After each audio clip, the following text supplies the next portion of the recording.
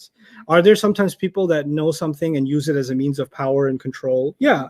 Are there people that use religion to create cults and factions and divisions? Sure, people do that. That's not because of their knowledge. That's because of their character, right? It's not the knowledge that's bad. It's the character that's bad. Yeah. Or they're like, they don't know that much, but they look like they do. Yeah.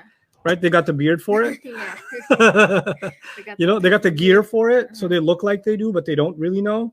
But since you know nothing, and when they talk, it sounds like they know a lot more than you. So now so people become either, oh, they know everything, or they become the other extreme, they know nothing. Right? Yeah. The beautiful thing about studying, at least at some proficiency level, is when you hear someone who doesn't know what they're talking about, you can just respectfully distance yourself from, I don't think, yeah. Yeah. I think I got a pizza call, something. You can respectfully distance yourself. And when you come across scholarship that, like, they're showing you the depth of their knowledge, because you're deep enough to know what you know. It'll make you humble to scholarship too, right? So both of those things are going to happen, and both of those things are healthy. Both of those things are important in the life of any educated person. They talk about modern society as being democratic and all of that, and a lot of that's just falling apart. A healthy society isn't just democratic. A healthy society is a society in which the average citizen is well educated. Because if the average citizen is well educated, they can't be taken advantage of. Right? And then when the average citizen is well educated, then they understand that they know the limits of their knowledge. So they know when something is being said that they don't agree with, they can say, maybe I need to do more research instead of saying, you're wrong. Well, maybe I need to dig a little deeper before I say you're wrong. Right? So that's what you'll find with a deeper scholarship. They're not just going to jump at you're wrong. They're going to say, well, let's look at this deeply.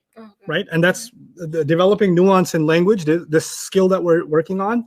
I think it's going to affect the way you look at your religion, the way you look at life, the way you look at people you disagree with, because you'll see how rich, how deep this knowledge goes.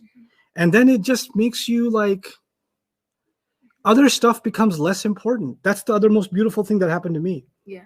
In other words, when I was learning Islam, everybody was fighting.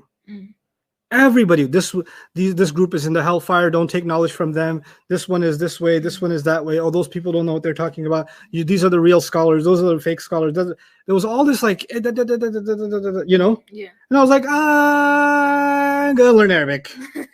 Bye.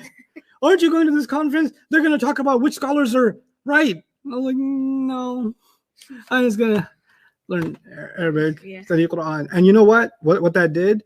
First of all, it kept my focus away from things that don't matter. Because 20 years later, the guys that were all about the Islamic UFC fights, right, are still in the Islamic UFC fights. And some of them got so disheartened that they don't even practice their religion anymore. And I only found myself loving Quran more. Right? And so this will help you put your focus on things that are productive. And nothing's more productive than Allah's word.